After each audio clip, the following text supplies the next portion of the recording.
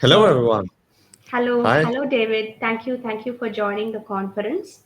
Welcome, guys, for one more insightful session from Cloud and Loud's Tech Conference 2022. And we have David over here who would be explaining about governance and DevSecOps. So, over to you, David.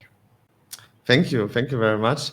Today we will speak about the overall cloud security topics, cloud governance, and also how we tackle this in a larger company. But before we start now diving into the topic, I will introduce myself very quickly.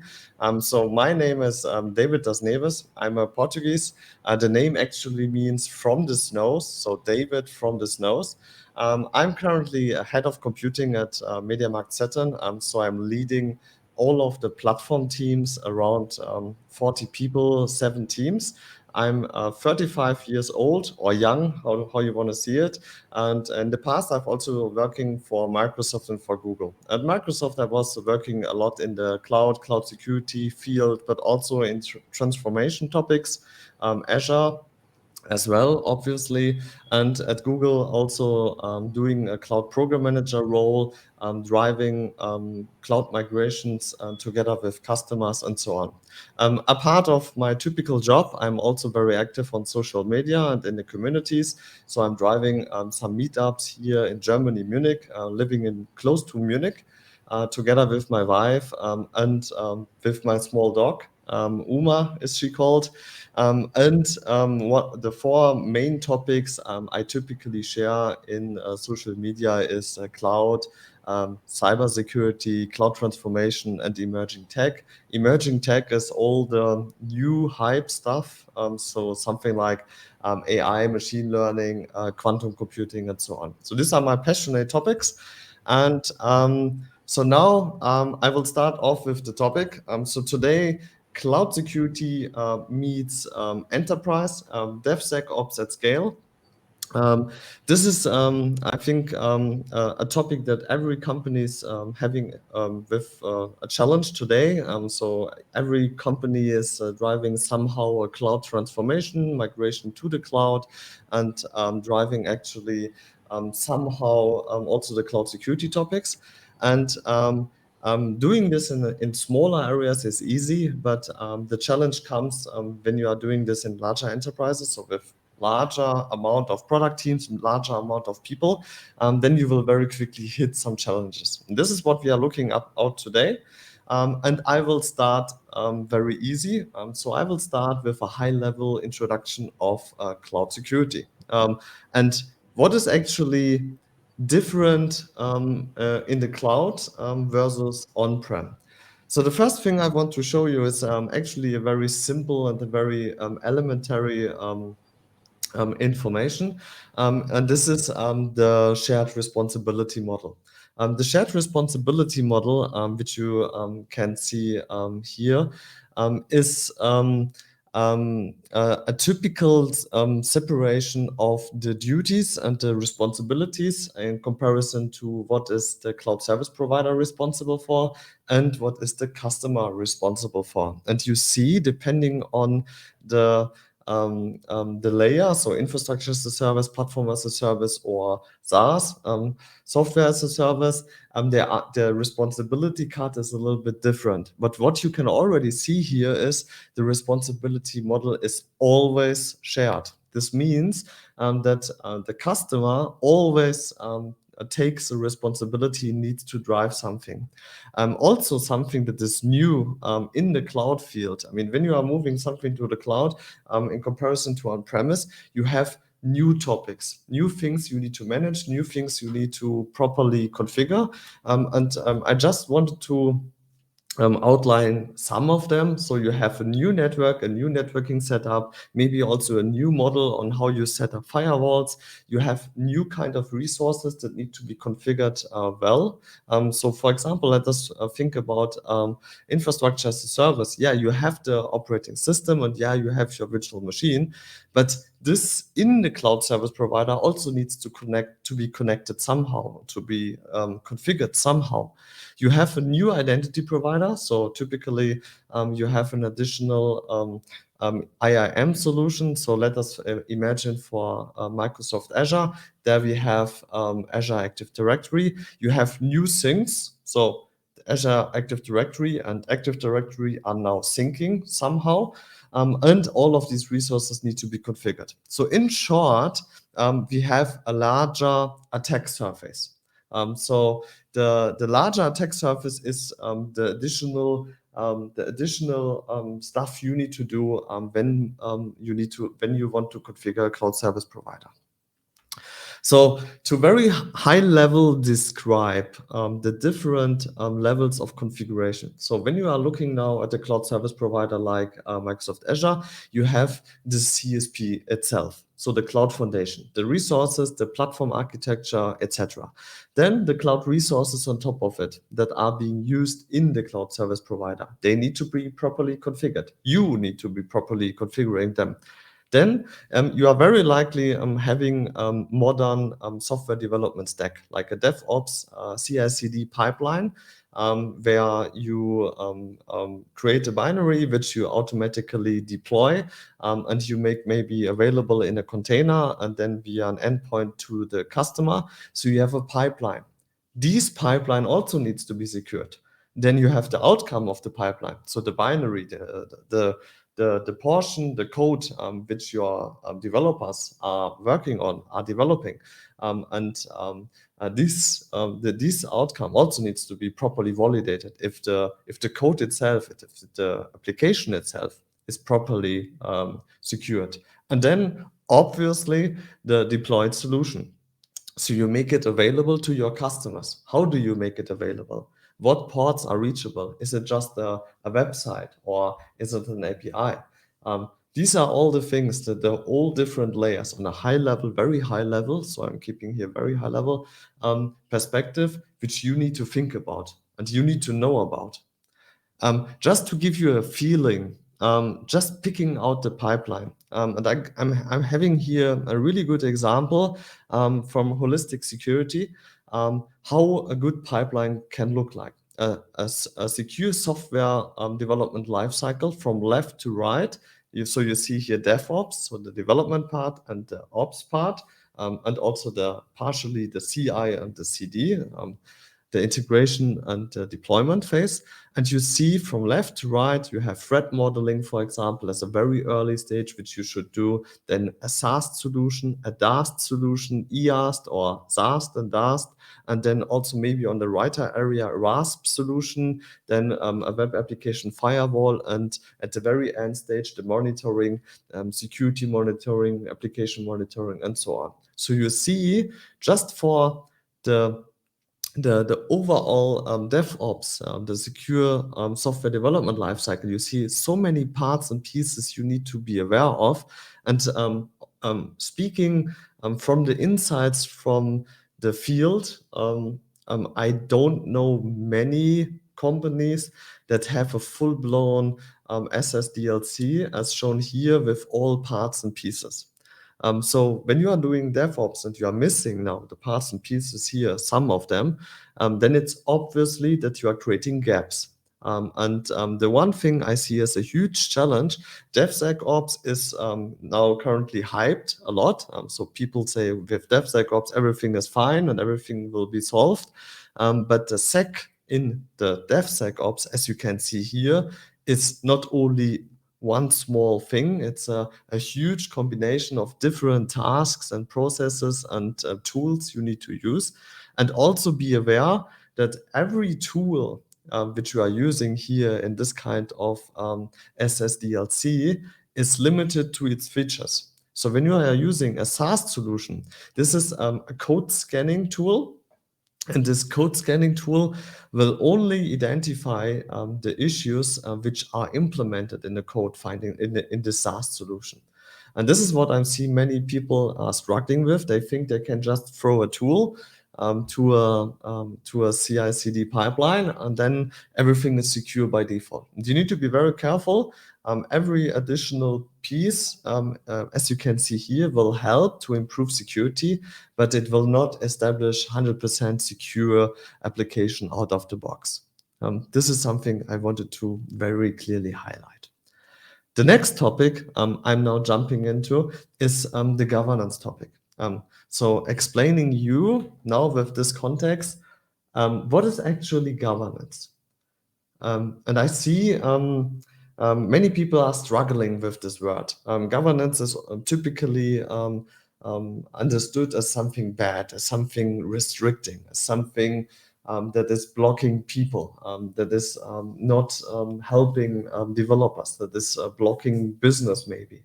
And I want definitely to, the first thing I want to do is I want to give you insight what I personally think is part of governance. So let us have a look.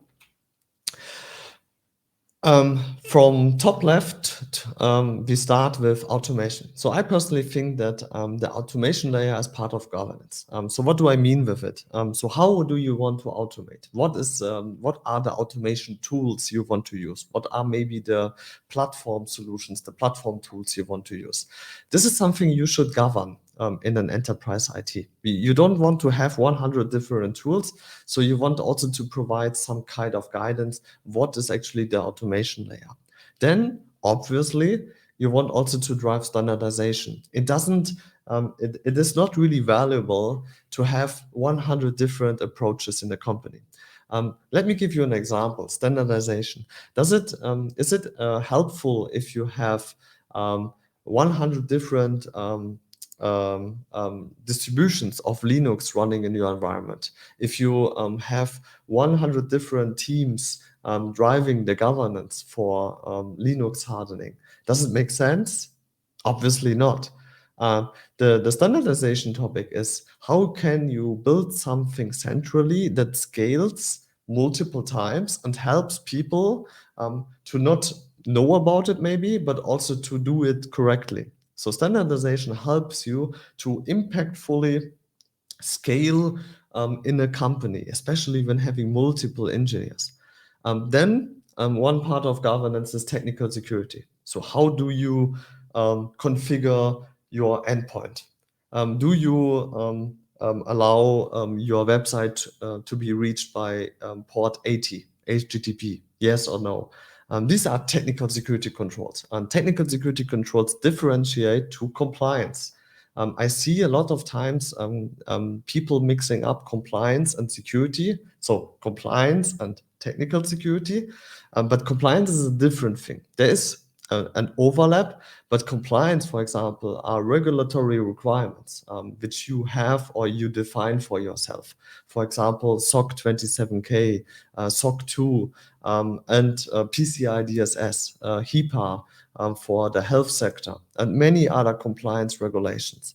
And also part of compliance, I would also see DR requirements. So business continuity management, disaster recovery, and so on. Then obviously protection is one part of governance. Protect against outages, protect against loss events, so typical DR, BCM topics, and cost management. And cost management is a tough one. And I see many companies challenging or facing challenges with it. So many companies started to migrate lift and shift to the cloud. They started then to increase maturity to containers. And now, out of a sudden, costs are exploding. What is happening? Everything that is moving to cloud or has been moved to cloud was not optimized yet or is being optimized. And this is the reason why the costs are exploding. Also, you need to set up a model, something like FinOps. These are all the pieces that are part of governance. And when you're thinking about governance, there are different stages when governance is hitting in. So for example, starting from left to right to the pipeline, you see proactive is the first stage when you can hit governance. What do I mean with it? Imagine like you have infrastructure as code, a Terraform script, and now you want to create a virtual machine. And you want to create it using not compliant configurations. So for example, you are making the machine publicly available, you make it reachable via SSH and RDP, which is typically not a good thing, because you shouldn't make management ports available to the public internet. And before creating it, there will be a validation which validates what you are doing and prevents you from doing something very bad or very wrong. So proactive means this is the very early stage which captures any misconfigurations before they are being created. Obviously, you want to do this as much as possible, because the next area is the implemented one. So implemented, for example, is you are working with infrastructure as code and you are using modules. In these modules, you now configure the settings, the configurations well. So for example, you have a blueprint for your for a dedicated solution or a solution use case, which you configured end-to-end properly. And in this template, in this module, you configured it out of the box correctly. And this, these you integrate directly into the module. And this can also then be used from the product teams. This would be implemented, still very good. So implemented, it's still a stage that's very good, because the teams are enabled to catch every misconfigurations before happening. Then we are moving to a more a little bit challenging area, or reactive area. So continuous. Continuous would mean something is running on a regular basis. Typically, for example, you have Azure policies running, or you have some kind of rules and assessments that are continuously being done to validate if the currently set up environment is secured. For example, Prisma Cloud for cloud security posture management, so scanning the configurations on a regular basis. The issue with continuous is that the not properly configured resources, they have been there for a dedicated time. So continuous is something you should be doing, surely, but it is, from a timing perspective, already a reactive thing. And then we have full reactive. Full reactive would be something that you missed in the continuous phase, and it is only identified on irregular basis. For example, you are doing a red teaming assessment or a pen test assessment once a year, and then you are finding something totally misconfigured. Reactive is something which you don't want to have, because they have been open and available for a very long time. Good, a lot of information. Let us now have a quick look on different maturity levels. So when you are moving to a cloud provider very early, typically your maturity is low, because you don't have this this governance maturity set up yet. So you are doing maybe some things proactively. So you are preventing some things from happening beforehand. You are building up templates and modules that are being reused by the teams. You are also setting up continuous scanning, but the majority is reactive or even missed. Missed means it is not catched at all. So it's hidden. It's a hidden misconfiguration or a hidden mistake which you didn't think about and that you didn't find at any point in time. And this is something you need to be aware of. No matter how well you are doing governance and how well you are setting up all of the checks, you will always miss something. And this is really important to know, because you need to also properly set up monitoring and auditing. So for those things you are missing, you need to have set up monitoring and auditing properly. Then you are moving more into a more mature area. So you are pushing more, you are preventing more things proactively. You are also increasing your modules. More is being implemented. You are doing pen tests and red teaming exercises on a regular basis. So 30% is being catched reactively, and there are less things which you completely miss. And then at some point, you will have high maturity, and you will hopefully have a very large piece proactively, and a very large piece implemented, and then the rest hopefully continues. But keep in mind, even if you have a high maturity in the cloud, you will always miss something. This is why you also need to think about monitoring and a proper SOC, Security Operations Center, to review behaviors or strange behaviors or strange alerts continuously if you see something happening. Good. Then let us maybe do a quick recap at this point. Until now, we provided a quick introduction in cloud security, very high level. What are the different layers? We understood until now it is not so easy. It is more instead of on-prem, because the cloud service provider needs also to be managed. You need to manage the identity on cloud. You need to set up the cloud foundation. We already spoke about the governance, the different points in time when we want to have governance in place, and what is actually part of governance and how to drive it. So the next step, maybe also to make it more interesting for you, I want to give you currently the insights from the field. So this was a lot of theory. And now let us have a look. What are the challenges and the opportunities from the field? So from large companies, they are facing, and what is actually useful, what is an opportunity when we're using cloud, and what is actually a huge challenge as of today. So let us start off with the good things. So opportunities. What are the opportunities from the field? First things first, automation is easier. You have an interface, you have an API. Typically, you have an inventory, like an asset inventory in the cloud. You are easy able to gather all of your resources. You are able to script them easily, so configuration can be scripted. For example, in Microsoft Azure, working with Azure Policy and automatically correcting something. You are able with 𝐂𝐥𝐸L to get a lot of information with queries. This is not so easy on-prem. Typically, shadow IT is a huge challenge on-prem.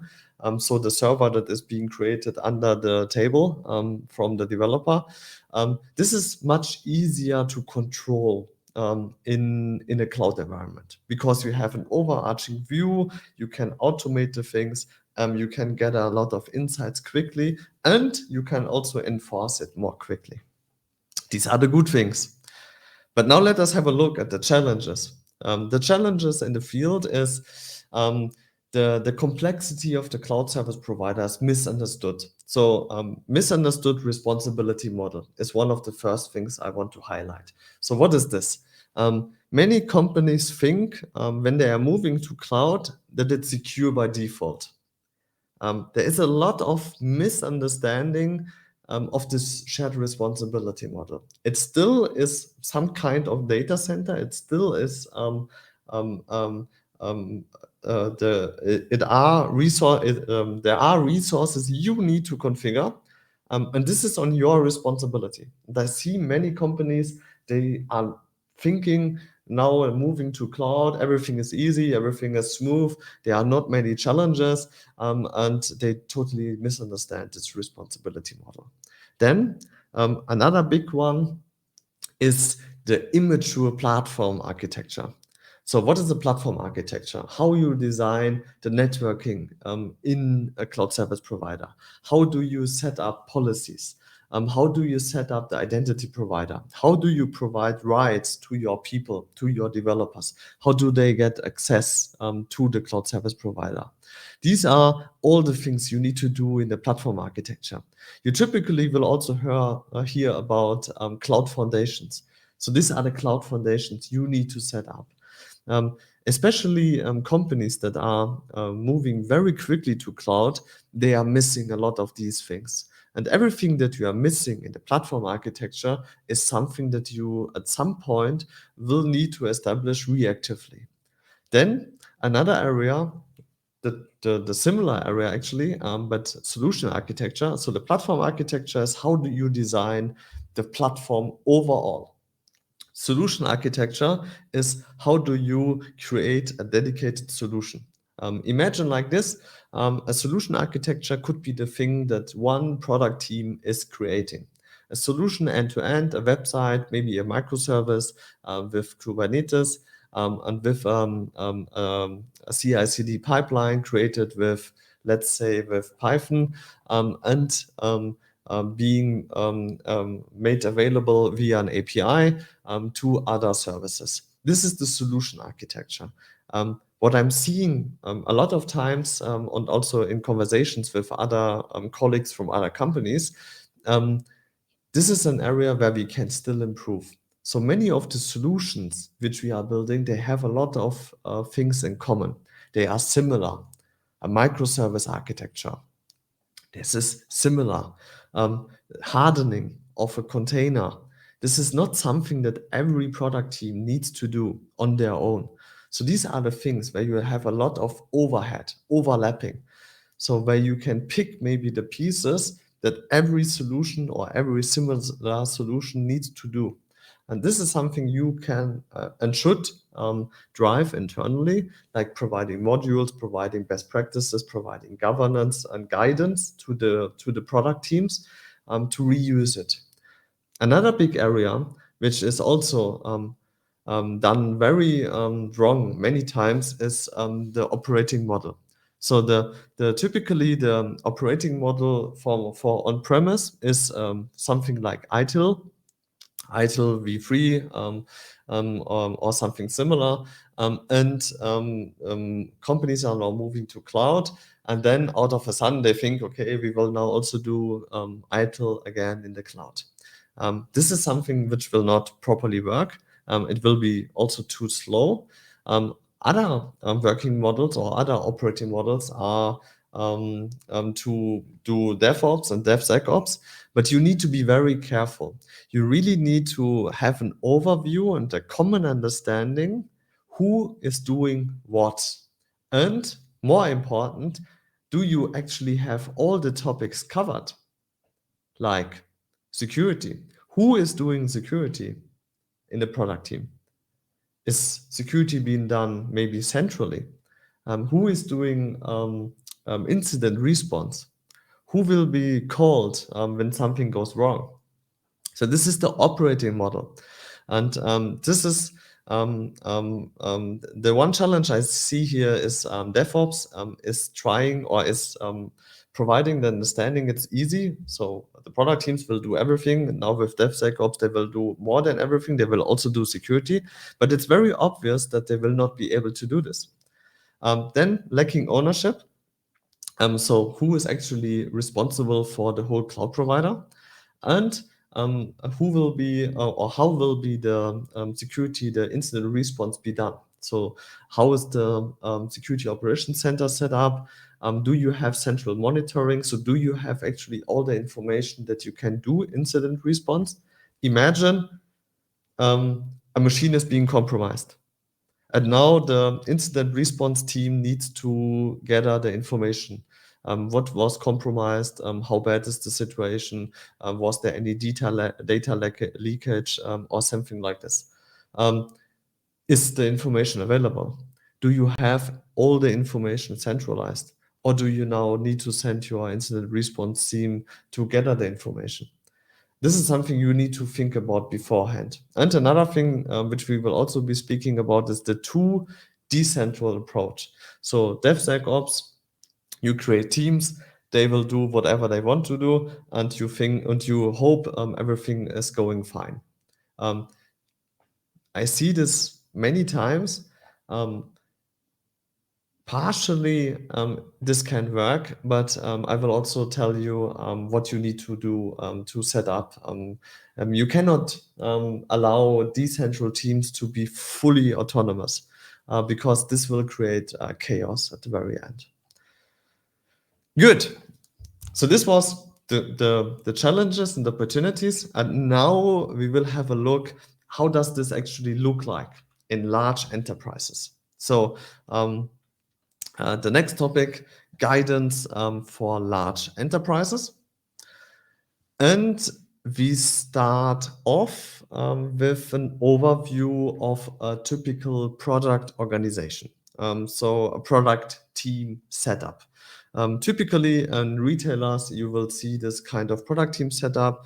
So you have on the left, there are the central teams. On the right, there are the decentral teams.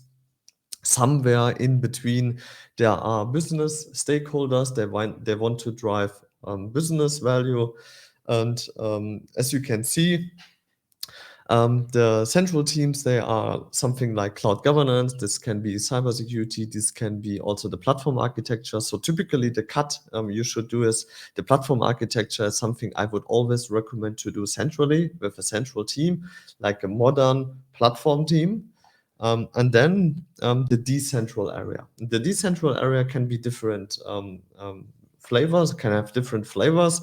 So for example, DevOps or Devsecops approach, SRE. SRE has a lot of similarities to DevOps and to DevSecOps. I would say that SRE is fully or more focused on resilience and availability, where over DevSecOps is a little bit more focused on feature creation, but they are actually very similar in many areas. If you don't know or understand the difference between SRE and DevOps, I can definitely recommend you some videos from Google where they speak about SRE and DevOps and DevSecOps and the differences. This is something you should have a look at. And you see also here on the decentral part, so on the product team setup, the solution architecture. So every DevSecOps team, product team will have some kind of solution, and you will be driving solution architectures. So this is in large an overall picture, and you can do it. You can do plenty of mistakes setting it up. Typically, a good recommendation is to do a good mixture of both. So to have some things centrally, some things decentrally, but providing guidance and governance to the DevOps teams. One example for an operating model, which I wanted to show you, is the cut between the different layers. So you see here the typical infrastructure as a service, container as a service, PaaS and FaaS. FaaS is a function as a service or serverless. And you see here a typical cut, which you need to define for your own company. What is being done centrally and what is being done decentrally, so by the product team. I will pick the infrastructure as a service. So up to the operating system, it totally makes sense to have a central team driving this. Imagine like patch management, OS hardening, proper configuration of the operating system, maybe even operating the systems, so keeping them running, having a centralized ops team, and so on. Are all the things that definitely make sense to maintain centrally, especially also because the blast radius, so when something goes wrong, the blast radius is very high.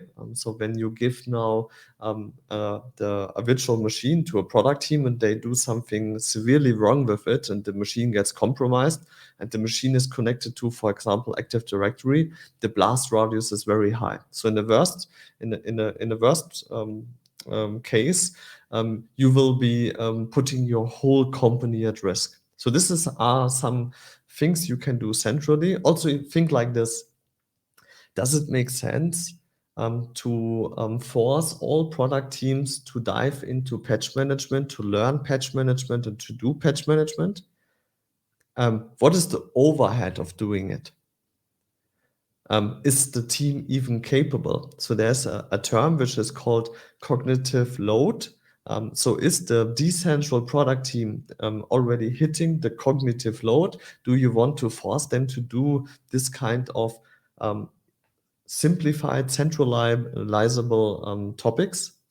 And this is where I would do definitely a cut. Some things are definitely better to do centrally.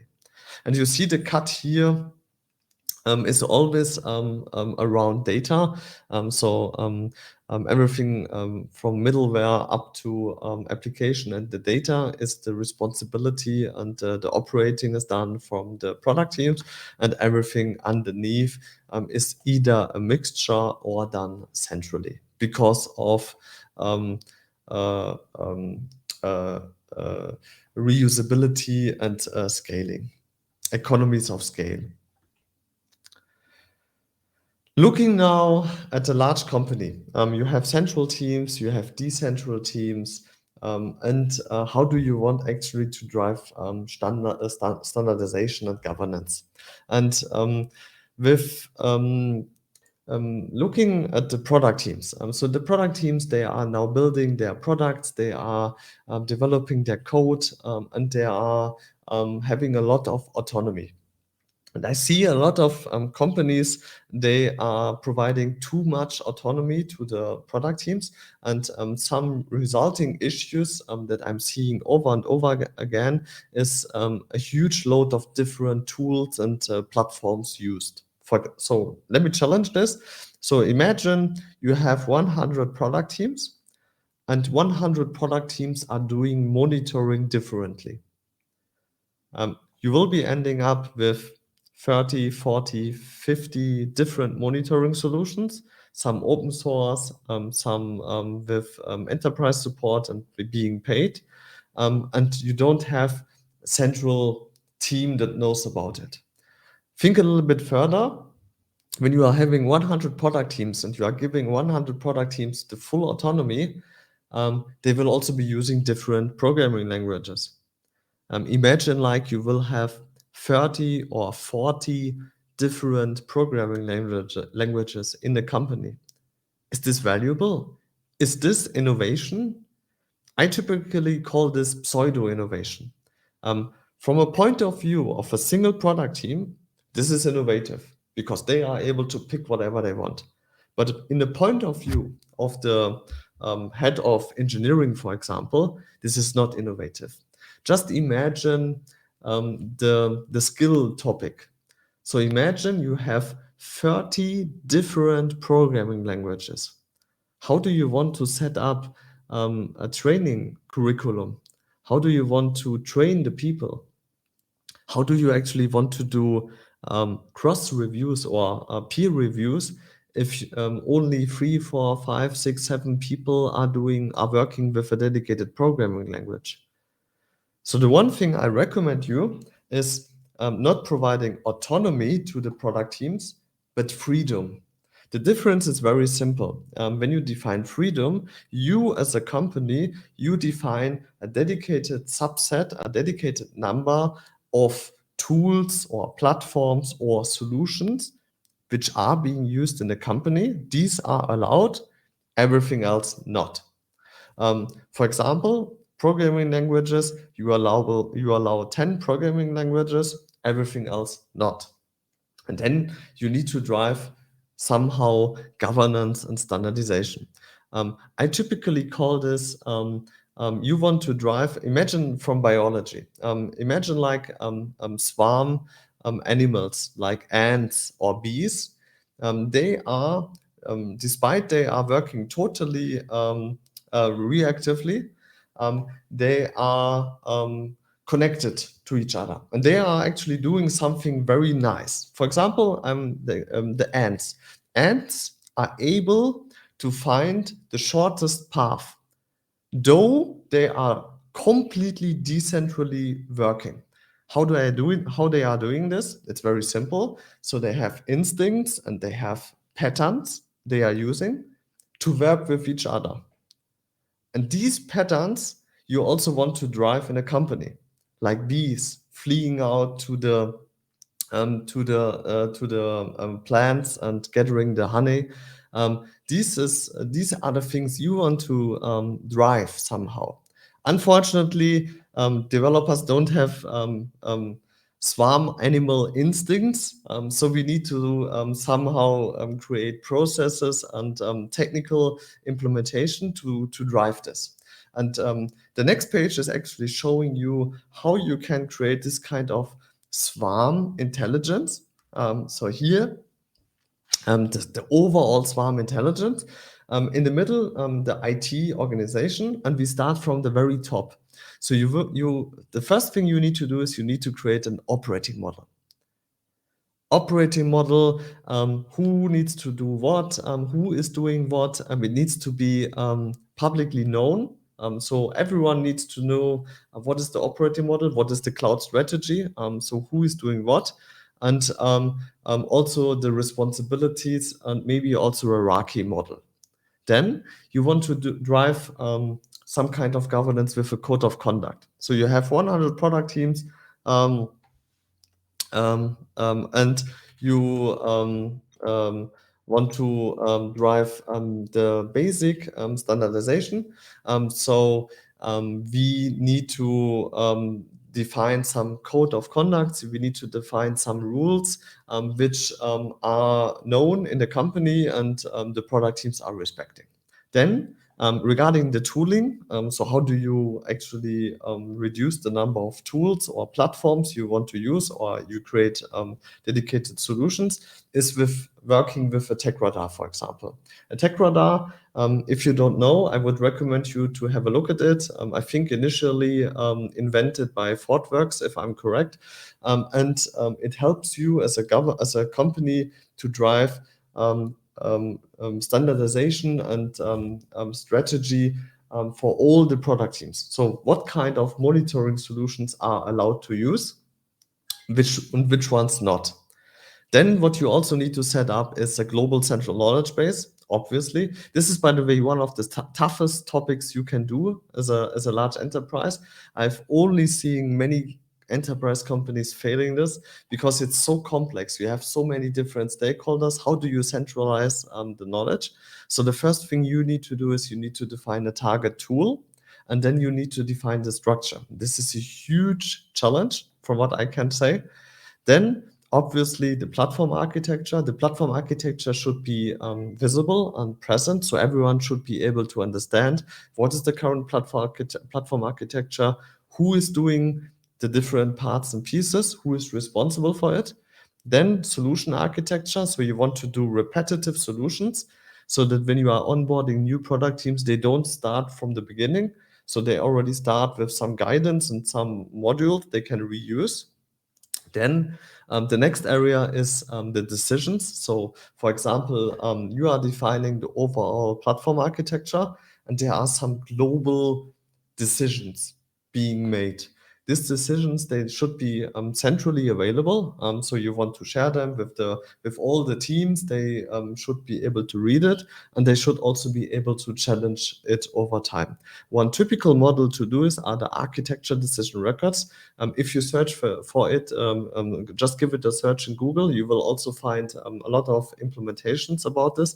This is, I would say, a basic when moving to a product-based company. And then the last two things are IT or policies as code. So create everything as code as much as possible, because it's growing decentrally, it's growing exponentially. When you are having 100 product teams, they will exponentially create resources. And you cannot keep manually an eye on this, obviously. So how should you control it? Via automation, via code. So everything that you are building up, governance, should be as code. So this is what it means, IT or policies as code. And the last area, which I highly recommend you to set up, is the product excellence dashboard, like KPIs and transparency on how your product teams are doing, and also providing your product teams the feedback if they are having any challenges or issues. In short, maybe high level, I will try to make it extremely high level now. You have, from a cloud provider point of view, the first thing you need to set up is the platform architecture internally. On top of it, you have the platform governance on the next ring. Then you need to drive policies and policies as code. And you have on the very outer ring the solution architecture. This is where your product teams are sitting. And this is how you can actually set up swarm intelligence for your product teams. You will provide guidance and support and best practices to your product teams so that they are not just doing whatever they want, but they are doing something that is aligned and is actually strategically planned and evaluated. And by doing so, you will not only save a lot of efforts, but you will also increase the maturity significantly because by repeating the things, you will have more people knowing how it is being done. And they will also be able to challenge it and to drive the maturity at scale. And this is the challenge which many companies are currently in and are driving. And this is actually also one of the most challenging topics, I think, from today for many companies. Good. Then let us have a quick recap. So, recap of the whole session. First things first, know the threat model. So understand you are moving to cloud, and cloud is something different. There is a different attack surface. There is a different threat model. Know about the threat model. You need to understand it. Define the operating model properly. Drive the governance properly. Okay, this is easily said, but it's not so easy. As you have seen, it's quite a complex task because you have so many different stakeholders and teams that are doing something. So you need to implement it as code. Keep in mind, the earlier you catch something, the better. So everything that you catch proactively is in your favor. Create transparency, so create KPIs, create overviews, create reports, help the people create best practices, and really involve the people and reduce the risk. So typical things like principle of least privilege, airbag, zero trust. Zero trust also very hyped topic, very hyped buzzword. Many people totally misunderstand zero trust, but in short, reduce the risk. So reduce the blast radius, reduce the impact, and secure your most important data. So know where your most important data is sitting and secure your most important data. So this is what I mean with reduced risk. You cannot keep everything 100% secure, but you should keep your most important things secure. Good. Then I would like to finish the session. Thanks for tuning in. It was really a pleasure. And just for letting you know, feel free to stay connected with me. Good. Thank you so much, David. It was a pleasure actually having you here. Uh, so, guys, whoever is watching this session, I hope it would have given you an awesome insight about governance, DevSecOps, and security. So, for more such sessions, do visit our Cloud and Loud Tech community and watch out this space for more such tech sessions from David himself. So thank you so much, David, once again for your valuable time. And whoever has any questions or queries, feel free to comment in the comment section over there, and we will be at it and answer everything at once. So thank you once again. Thank you so much, David. Thank you as well. It was really a pleasure for having me, and I wish you now a nice weekend, nice day. It depends a little bit when you are looking at it, and we will catch up very soon. Also, don't hesitate to reach out to me via LinkedIn or via anything else, and we will catch up. I will definitely catch up. Thank you so much. Bye bye. Cheers.